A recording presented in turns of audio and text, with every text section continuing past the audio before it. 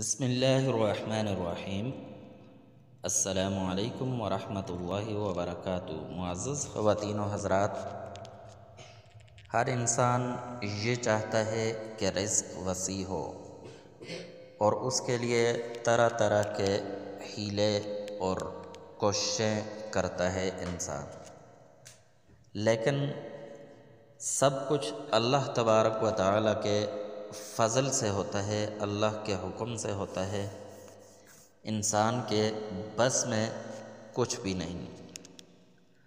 تو آج ہم ایک ایسا وظیفہ لے کر حاضر ہوئے ہیں کہ جو اللہ تبارک و تعالی کے فضل کو اپنی طرف کھینچے۔ اللہ تبارک و تعالی اس وظیفے کی برکت سے اپنے خاص فضل و کرم سے رزق کے اندر وسعت پیدا کر دے۔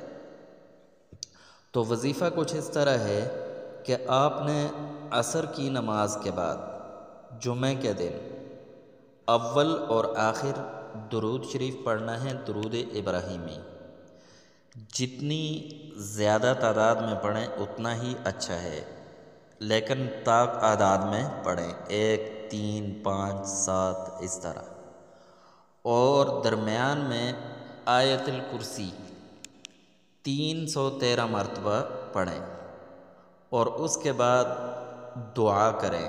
انشاءاللہ اس وظیفے کی برکت سے رزق کے اندر وسعت ہوگی، تنگی ختم ہو جائے گی۔